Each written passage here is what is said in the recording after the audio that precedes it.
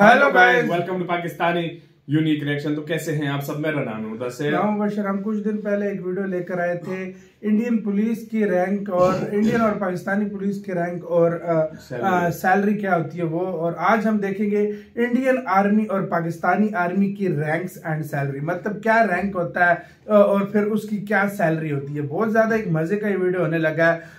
Indian police की तो हमसे बहुत ज्यादा थी क्योंकि, और पहले मैं आपको बता दूं, इंडिया का 1 रुपया पाकिस्तान के 3.5 रुपए, तो उस लिहाज से आप लोग दे देना, मतलब इंडिया का 1000 रुपए हमारे 3500 रुपए। तो ये आप लोग पहले से ही समझ जाना, ठीक है। उसको आप फिर प्लस माइनस खुद करते रहना। तो बिना किसी देरी के देखते हैं, काउंट करते हैं स्टार्ट। पहले पाकिस्तानी। आज की वीडियो उन व्यूवर्स और स्टूडेंट्स के नाम जो ISSB जैसे मुख्तलिफ टेस्ट की तैयारी करना चाहते हैं या पाक आर्मी को ज्वाइन करने की ख्वाहिश रखते हैं या पाक आर्मी के मुतालिक इंफॉर्मेशन हासिल करना चाहते हैं। आज की इस वीडियो में हम पाकिस्तान आर्मी के रैंक्स, उनके लिए पे स्केल, तनख्वाहों और पाक आर्मी के बेसिक स्ट्रक्चर के बारे में बात करेंगे और ये भी जानेंगे कि पाक आर्मी के ये रैंक्स पाकिस्तान एयरफोर्स और पाकिस्तान नेवी के किन रैंक्स के बराबर होते हैं। तो वीडियो को एंड तक जरूर देखिएगा क्योंकि वीडियो बहुत इंफॉर्मेटिव होने वाली है। तो सब्सक्राइब। व्यूअर्स, पाकिस्तान आर्मी में रैंक का तरीकाकार बिल्कुल अंग्रेजों के आर्मी के तर्ज पर बनाया गया है। पाकिस्तान आर्मी के तमाम नौजवानों अफसरान खाकी वर्दी पहनते हैं। फर्क सिर्फ अहलियत और खिदमत की बुनियाद पर बाजू या कंधे पर बैज लगाकर समझा जाता है। पाक फौज के रैंक अफसरान और जूनियर कमीशन ऑफिसर के कंधों पर देखे जा सकते हैं, जबकि नॉन कमीशन ऑफिसर्स के बाजुओं पर देखे जा सकते हैं। पाकिस्तान फौज में सबसे कम दर्जा सिपाही और सबसे ऊंचा दर्जा फील्ड मार्शल का होता है, जबकि चीफ ऑफ आर्मी स्टाफ मजमूई तौर पर पाक फौज की कमान करते हैं। रैंक और मतबों की तनख्वाह हर रैंक को BPS तनख्वाह के पैमाने पर दी जाती है। पाक फौज में शमूलियत की ज्यादा से ज्यादा उम्र 45 साल मुकर्रर की गई है। पाक आर्मी तकरीबन 5,60,000 अफराद पर मुश्तमिल है। सदर पाकिस्तान पाक आर्मी का सुप्रीम कमांडर होता है, जबकि चीफ ऑफ आर्मी स्टाफ तमाम आर्मी को लीड करता है। पाकिस्तान आर्मी को दुनिया की 7वीं मजबूत तरीन फोर्स शुमार किया जाता है। पाकिस्तान आर्मी को 4 कैटेगरीज में डिवाइड किया जा सकता है, जिनमें सिपाही, non commission officers, junior commission officers और कमीशन ऑफिसर्स शामिल हैं। सबसे पहले हम बात करते हैं सिपाही यानी सोल्जर की, जिसका कोई रैंक या इंसिग्निया नहीं होता। सिपाही रैंक पाकिस्तान आर्मी की वर्दी वाले एहलकारों में पहला दर्जा है। इसको पाक आर्मी का सबसे निचला दर्जा करार दिया जाता है। आमतौर पर एक सिपाही की तनख्वाह 25,000 से शुरू होती है, जहां उसे कुछ इजाफी अलाउंस भी दिए जाते हैं। आर्मी का सिपाही अपनी वर्दी पर पाकिस्तानी परचम के इस्तेमाल से पहचाना जाता है। एक सिपाही कम से कम 5 से 6 साल की मुद्दत मुलाजमत के बाद तरक्की पाता है, लेकिन ज्यादातर सिपाही तरक्की को तरजीह नहीं देते और वो 18 साल से ज्यादा की सर्विस सिपाही के तौर पर ही पूरी करते हैं। सिपाही के रैंक के बाद अगले रैंक नॉन कमीशन ऑफिसर्स के तहत आते हैं। इसमें 3 रैंक्स आते हैं, जिनमें लांस नाइक, नाइक और हवलदार शामिल हैं। प्यारे व्यूअर्स, लांस नाइक सिपाही से ही तरक्की पाकर बनता है, जिसका इंसिग्निया बाजू पर V शेप्ड स्ट्रिप होता है। लांस नाइक BPS 9 के तहत आता है, जिसकी तनख्वाह 25,000 से 30,000 बम्मा कुछ इजाफी अलाउंस होती है। लांस नाइक को यूनिफॉर्म एहलकारों में दूसरा सबसे निचला दर्जा समझा जाता है। लांस नाइक से ऊपर का रैंक नाइक होता है, जिसका इंसिग्निया बाजू पर 2 स्ट्रिप होता है, जिनका BPS 10 के तहत आता है और जिसकी तनख्वाह 28,000 से 35,000 तक होती है। हवलदार पाक आर्मी का चौथा दर्जा है। इसे नॉन कमीशन ऑफिसर कैडेट में सबसे ऊंचा दर्जा समझा जाता है, जो कि एक नाइक प्रमोट होकर बनता है, जिनका इंसिग्निया बाजू पर 3 V शेप स्ट्रिप होती हैं। हवलदार BPS 11 से BPS 13 के तहत आता है। एक हवलदार को 35 से 40,000 तक तनख्वाह मिलती है। एक हवलदार की पावर का अंदाजा इस बात से लगाया जा सकता है कि एक हवलदार के नीचे 3 नाइक और एक नाइक 10 सिपाहियों का जिम्मेदार बनता है। सीनियर हवलदार को उसकी परफॉर्मेंस और तजर्बे की बुनियाद पर एजाजी तौर पर कंपनी क्वार्टर मास्टर हवलदार, कंपनी हवलदार मेजर, बटालियन मास्टर हवलदार और बटालियन क्वार्टर मास्टर हवलदार मेजर भी बनाया जाता है, जो कि बुनियादी तौर पर हवलदार ही होते हैं। डियर व्यूअर्स, पाक आर्मी में नॉन कमीशन ऑफिसर्स के बाद जूनियर कमीशन ऑफिसर्स की कैटेगरी है। इनके रैंक्स का इंसिग्निया शोल्डर्स पर होता है। जूनियर कमीशन ऑफिसर्स में 3 रैंक्स होते हैं, जिनमें नायब सूबेदार, सूबेदार और सूबेदार मेजर शामिल होते हैं। सूबेदार तरक्की पाकर नैब सूबेदार बनता है। ये पाक आर्मी जूनियर कमीशन ऑफिसर्स में सबसे निचला दर्जा समझा जाता है। इनका इंसिग्निया बाजू पर एक स्ट्रिप के साथ एक क्राउन होता है। इसका BPS 14 होता है और इसकी तनख्वाह 50,000 से ऊपर होती है और ये कैंट एरिया में शादी के बाद मुफ्त बंगले का अहल होता है। नायब सूबेदार तरक्की पाकर सूबेदार बनता है। इसका इंसिग्निया शोल्डर पर एक स्ट्रिप के साथ 2 क्राउन होता है। इसका BPS 15 होता है और इसकी तनख्वाह तकरीबन 1 लाख के करीब होती है। जूनियर कमीशन ऑफिसर्स में सबसे ऊंचा दर्जा सूबेदार मेजर का होता है। इसका इंसिग्निया एक हलाल और एक सितारा होता है। इसका BPS 16 होता है और उसकी तनख्वाह 1 लाख से ऊपर होती है। ज्यादातर वो अपनी सर्विसेज की वजह से BPS 17 के ऑफिसर के बराबर तनख्वाह लेता है। सूबेदार मेजर के ओहदे को यूनिट या बटालियन का बाप समझा जाता है क्योंकि वो सर्विस के मामलात को इंतहाई लगन से करता है। सूबेदार मेजर को कभी भी पोस्टिंग पर नहीं भेजा जाता, इसलिए इसको बटालियन के साथ साथ यूनिट का भी काफी तजर्बा होता है। इसके बाद आते हैं पाकिस्तान आर्मी के सबसे हाईएस्ट कैटेगरी की तरफ, जिसमें टोटल 11 रैंक्स होते हैं, जिनका इंसिग्निया शोल्डर पर होता है। कमीशन ऑफिसर्स में ये रैंक होते हैं: second lieutenant, lieutenant, captain, major, lieutenant colonel, colonel, brigadier, major general, lieutenant general, general या 4 star general and field marshal. Second lieutenant Pakistan army में अफसरान का पहला रैंक होता है। इसका इंसिग्निया शोल्डर पर एक क्राउन होता है। इस रैंक के अफसर को BPS 17 में रखा जाता है और फिर कुछ जरूरी टेस्ट पास करने के बाद तकरीबन 6 माह के बाद इसे तरक्की दे दी जाती है। सेकंड लेफ्टिनेंट का दर्जा पाक बहरिया के मिडशिपमैन और पाक फिजाइया के पायलट के बराबर होता है। इस रैंक में अफसरान जंग में फौजी नौजवानों की क़यादत करता है और वो 30 सिपाहियों के साथ 2 से 3 साल तक इस ओहदे पर फाइज रहता है। डियर व्यूअर्स, सेकंड लेफ्टिनेंट तकरीबन 1 साल के बाद तरक्की पाकर लेफ्टिनेंट बनता है। इसका BPS 17 होता है। ये रैंक पाक बहरिया के सब लेफ्टिनेंट और पाक फिजाइया के फ्लाइंग ऑफिसर के बराबर होता है। इसकी तनख्वाह करीबन 70,000 से ज्यादा होती है और इसका इंसिग्निया 2 क्राउन होते हैं। इसके बाद आता है कैप्टन का रैंक। कैप्टन का ओहदा आम लोगों में बहुत मकबूल होता है। इसका इंसिग्निया शोल्डर पर 3 क्राउन होते हैं। कैप्टन रैंक का ऑफिसर भी BPS 17 के तहत होता है, जिसकी तनख्वाह तकरीबन 75,000 होती है। पाक फौज में कैप्टन का दर्जा पाक फिजाइया के फ्लाइट लेफ्टिनेंट और पाक बहरिया के लेफ्टिनेंट के बराबर होता है। कैप्टन तकरीबन 8 से 10 साल सर्विस करता है, फिर अगले रैंक पर तरक्की दे दी जाती है। कैप्टन के बाद मेजर का रैंक आता है, जिसका इंसिग्निया एक क्रिसेंट और स्टार है। मेजर BPS 18 के तहत आता है। पाक फौज में मेजर की तनख्वाह तकरीबन 1 लाख से ज्यादा है। मेजर का ओहदा पाक फिजाइया के स्क्वाड्रन लीडर और पाक बहरिया के लेफ्टिनेंट कमांडर के बराबर होता है। मेजर के बाद लेफ्टिनेंट कर्नल का रैंक आता है, जिसका इंसिग्निया एक हलाल और सितारे के साथ एक क्राउन होता है। ये रैंक BPS 18 के तहत होता है और इनकी तनख्वाह 1 लाख से ज्यादा होती है। लेफ्टिनेंट कर्नल का रैंक पाकिस्तान एयरफोर्स के विंग कमांडर और पाक नेवी में कमांडर के बराबर होता है। डियर व्यूअर्स, लेफ्टिनेंट कर्नल के बाद कर्नल का रैंक आता है। कर्नल को 2 क्राउन और 1 चांद सितारे से पहचाना जाता है। इसकी तनख्वाह BPS 19 के मुताबिक होती है। कर्नल फौज के सीनियर रैंक्स में शुमार होता है। कर्नल का रैंक पाक फिजाइया के ग्रुप कैप्टन और पाक बहरिया के कैप्टन के बराबर होता है। इसके बाद ब्रिगेडियर्स आते हैं, जो कि अमूमन जनरल ऑफिसर्स में शुमार होते हैं। इनका इंसिग्निया एक चांद सितारे के साथ 3 क्राउन होते हैं और इनका BPS 20 होता है। इस रैंक के ऑफिसर की तनख्वाह 2 लाख से ज्यादा होती है। पाक फौज में ब्रिगेडियर का रैंक पाक फिजाइया के एयर कोमोडोर और पाक नेवी के कोमोडोर के बराबर होता है। ब्रिगेडियर के बाद मेजर जनरल का रैंक आता है, जिसे 2 सितारों वाला ऑफिसर भी कहा जाता है।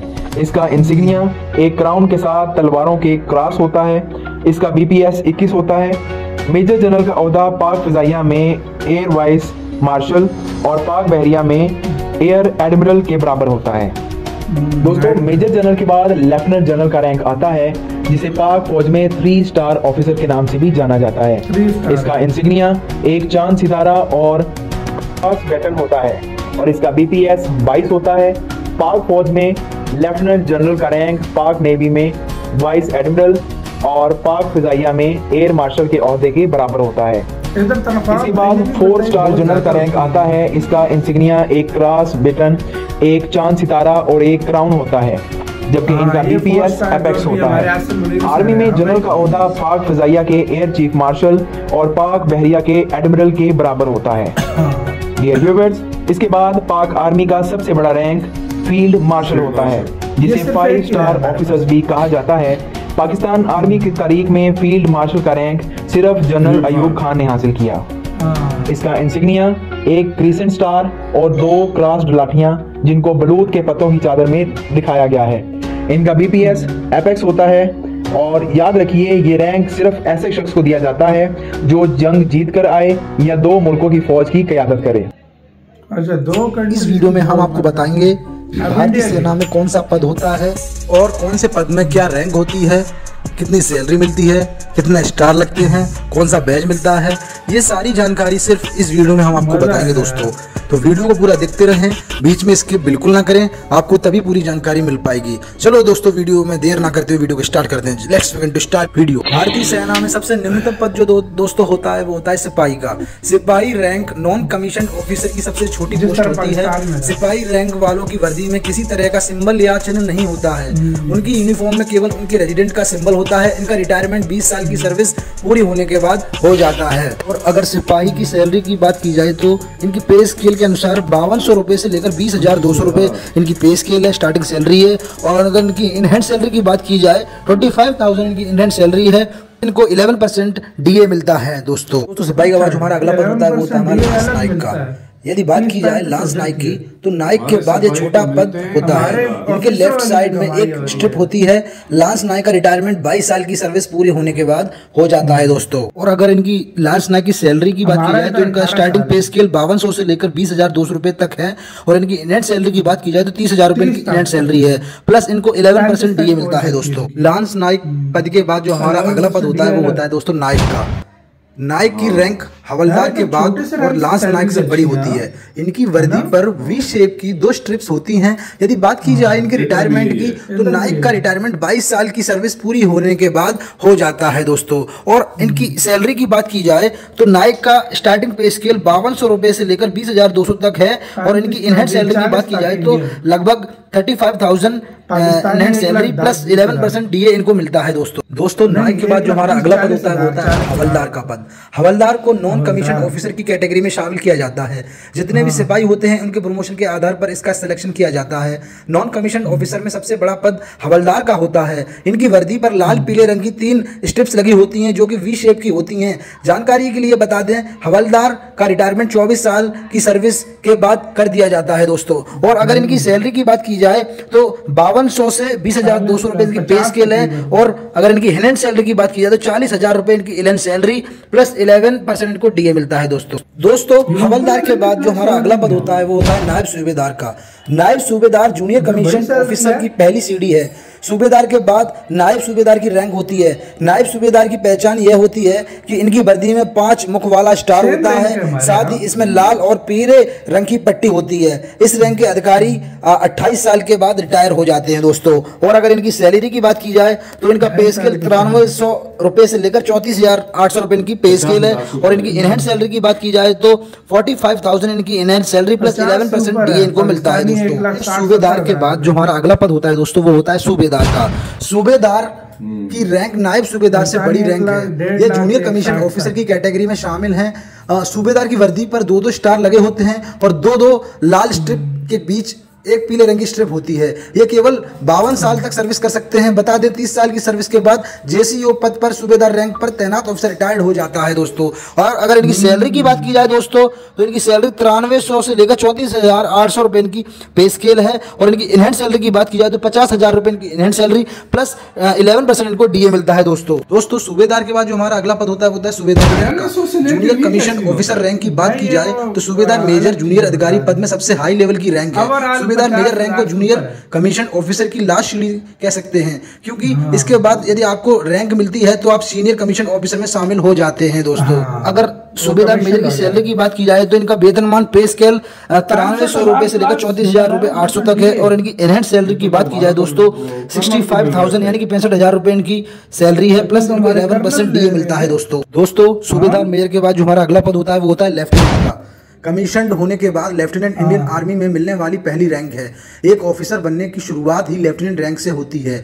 ये सभी जूनियर रैंक से बड़ी रैंक होती है और ये सभी अपने से जूनियर पोस्ट वाले ऑफिसर को आदेश दे सकते हैं। यदि लेफ्टिनेंट पद की पहचान की बात की जाए तो लेफ्टिनेंट की वर्दी पर गोल्डन कलर के 2 स्टार लगे होते हैं। बता दें लेफ्टिनेंट IMA OTA से ट्रेनिंग लेते हैं, इसके बाद उन्हें लेफ्टिनेंट की रैंक मिलती है, जिसके बाद वह आगे प्रमोशन के लिए भी एग्जाम दे सकते हैं दोस्तों। और अगर इनकी सैलरी की बात की जाए तो दोस्तों लेफ्टिनेंट जो सैलरी पे स्केल हमारा होता है वेतनमान 15,600 से लेकर 39,100 रुपए इनका वेतनमान होता है। और इनकी इनहैंड सैलरी की बात की जाए तो 68,000 रुपए इनकी सैलरी इनहैंड, प्लस इनको 11% डीए मिलता है दोस्तों। लेफ्टिनेंट के बाद जो हमारा अगला पद होता है वो होता है कैप्टन। कैप्टन की रैंक मेजर के बाद आती है। कैप्टन रैंक कमीशन होने के 2 साल की सर्विस के बाद समय सीमा के बेस्ट पर दी जाती है। यदि इस रैंक की बात की जाए तो कैप्टन के बैच पर 3 स्टार बने होते हैं। कैप्टन बनने के 2 साल तक की मिलिट्री सर्विस और सभी नियमों का पालन करना जरूरी है, तभी आप कैप्टन बन सकते हैं दोस्तों। अगर कैप्टन की सैलरी की बात की जाए तो दोस्तों 15,600 से लेकर 39,100 रुपए इनकी वेतनमान है, ये पे स्केल है। और इनकी इनहैंड सैलरी की बात की जाए दोस्तों तो 75,000 यानी 75,000 रुपए इनकी इनहैंड सैलरी, प्लस इनको 11% डीए मिलता है दोस्तों। कैप्टन के बाद जो हमारा अगला पद होता है वो तो दोस्तों होता है मेजर का। मेजर की रैंक कैप्टन से बड़ी और लेफ्टिनेंट कर्नल से छोटी रैंक होती है। ये इंडियन आर्मी की 7वीं बड़ी पोस्ट है। मेजर की रैंक किसी भी ऑफिसर के लिए बहुत ही नॉर्मल मानी जाती है। इस पद पर प्रमोशन पाने के लिए आपकी 6 सालों की सर्विस होनी जरूरी है। यदि बात करें मेजर की पहचान की तो मेजर के बैच पर एक गोल्डन रंग का राष्ट्रीय चिन्ह है।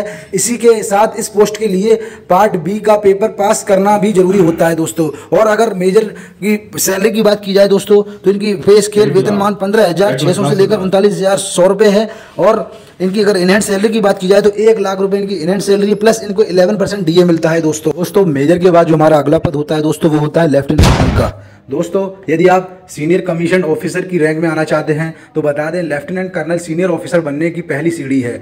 यह रैंक मेजर से बड़ी रैंक होती है। इस रैंक में आने के लिए जवान को 13 साल की कमीशन सर्विस को पूरा करना जरूरी है, जिसके बाद ही जवान का प्रमोशन इस रैंक के लिए होता है। यदि बात करें लेफ्टिनेंट कर्नल की पहचान की तो लेफ्टिनेंट कर्नल के बैच पर एक राष्ट्रीय चिन्ह और 5 पॉइंट वाला स्टार होता है। इसी के साथ इस पोस्ट के लिए पार्ट D का पेपर पास करना जरूरी होता है दोस्तों। अगर दोस्तों लेफ्टिनेंट कर्नल की सैलरी की बात की जाए तो दोस्तों इनकी पे स्केल 37,400 से लेकर 67,000 इसकी पे स्केल है। और अगर इनहैंड सैलरी की बात की जाए दोस्तों तो 1,12,000 रुपए इसकी इनहैंड सैलरी है, प्लस 11% इसको डीए मिलता है दोस्तों। जो हमारे लेफ्टिनेंट कर्नल के बाद जो अगला पद होता है दोस्तों वो होता है कर्नल का। कर्नल भारतीय सेना की 5वें नंबर की रैंक है।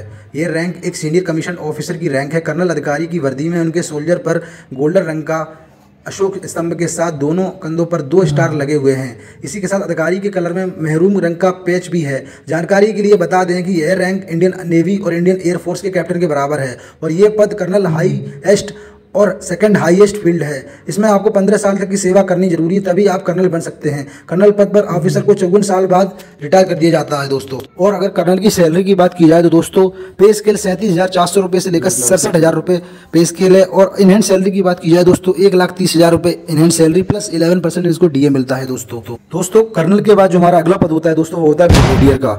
दोस्तों अगर बात की जाए ब्रिगेडियर की तो यह मेजर जनरल की रैंक के बाद 4थी सबसे बड़ी रैंक है। इस पद का प्रमोशन सिलेक्शन के माध्यम से किया जाता है।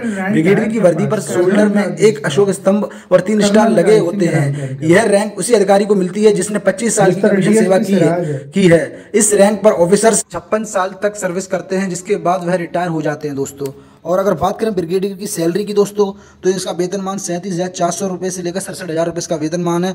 और अगर इनहैंड सैलरी की बात की जाए तो दोस्तों 1,39,600 रुपए इनकी इनहैंड सैलरी है, प्लस इनको 11% डीए प्लस उससे अधिक मिलता है दोस्तों। ब्रिगेडियर के बाद जो हमारा अगला पद होता है दोस्तों वो होता है मेजर जनरल का। मेजर जनरल लेफ्टिनेंट जनरल के बाद आते हैं। मेजर जनरल की रैंक मेजर जनरल के पद पर तैनात अधिकारी के दोनों शोल्डर पर एक कैंची और क्रॉस में डंडे लगे रहते हैं और साथ ही इसके बीच एक स्टार भी लगा हुआ रहता है। अधिकारी के दोनों कलर पर 2 स्टार लगे हुए रहते हैं। आपको मेजर जनरल बनने के लिए 32 सालों का सर्विस कमीशन पूरा करना बहुत जरूरी होता है। इस पद पर प्रमोशन सिलेक्शन के जरिए होता है। बता दें, मेजर जनरल डिवीजन के कमांडर के रूप में काम करते हैं। मेजर जनरल 10,000 से 16,000 सैनिकों का नेतृत्व करते हैं। मेजर जनरल पद ऑफिसर को 58 साल बाद रिटायर कर दिया जाता है दोस्तों। और इनकी सैलरी की अगर बात की जाए दोस्तों, तो मेजर जनरल की पे स्केल स्टार्टिंग 37,400 से लेकर 67,000 रुपए इसकी पे स्केल है। और इसमें लगभग इनहैंड सैलरी 1,44,200 से इससे अधिक सैलरी इनको दी जाती है। फिर इनको 11% डीए और अधिक सेवा भत्ताएं दी जाते हैं दोस्तों मेजर जनरल के बाद जो हमारा अगला पद होता है दोस्तों,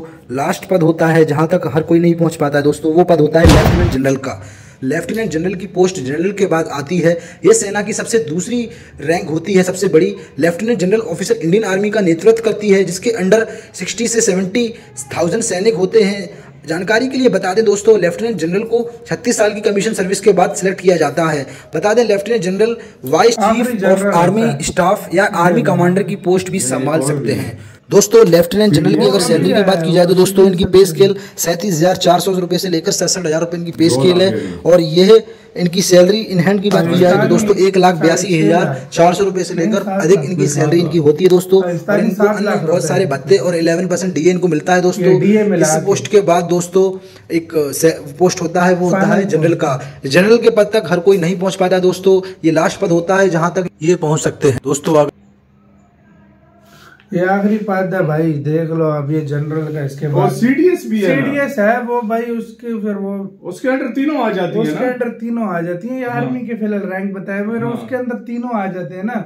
जिस तरह सीडीएस तो अब एक तीनों को हैंडल करने वाला एक रैंक है। अब वो जिसमें से आए, नेवी में से आए, तो उसका कंफर्म नहीं है। तो भाई फिलहाल जो ये फाइनल रैंक था ये जनरल था क्या भाई। जिस तरह हमारा भी फील्ड मार्शल एक ही बना था, उसके बाद नहीं बना, तो मतलब ये सीडीएस भी उसी तरह का रैंक है। तो भाई साहब देखा जाए तो सैलरियां बहुत बड़ी हैं यार। देखा जाए तो पाकिस्तानी जनरलों की भी अच्छी खासी सैलरी है। देखा यार अगर इस लिहाज से देखा जाए ना, मैं अगर सैलरी को कंपेयर करके बताऊं ना, तो हमारी तो फिर सिपाहियों की, लास्ट नायक उनकी तो और जनरल इंडिया में एक बात है, नहीं है। मैं बोलूं इंडिया को शुरू से ही इंडिया के सोल्जर्स को तनख्वाह अच्छी दी जा रही है, बहुत अच्छी दी जा रही है। मतलब ये बात है, फिर वो बिल्कुल उनको और कोई जरूरत ही नहीं पड़ती, इतनी उनको तनख्वाह दी जा रही है भाई। वाकई में उनके पास बहुत तनख्वाह दी जा रही है। इधर देखो फिर जिस तरह कंट्री का पर कैपिटा इनकम होगी उसी तरह आप लोगों का पर कैपिटा इनकम हमसे डबल है, तनख्वाह भी डबल ट्रिपल है। बिल्कुल यही सीन होता है, यही बात है, सीधी सी बात। तनख्वाह भी फिर ट्रिपल है आपकी। और यार सच बताऊं, पाकिस्तान आर्मी हो, इंडियन आर्मी हो, दोनों को सल्यूट है। दोनों देश के लिए अपनी जान को जो है हमेशा अपना सोल्जर्स वगैरह की किसी से दुश्मन नहीं होती है, तो अपने देश के लिए करते हैं। बिल्कुल भाई पॉलिटिक्स एक अलग चीज है, लेकिन ये इन लोगों की किसी से पर्सनल दुश्मनी नहीं होती। बिल्कुल। आपको किसका कहना है, अपनी राय बताना, अपना बहुत ज्यादा ख्याल रखना।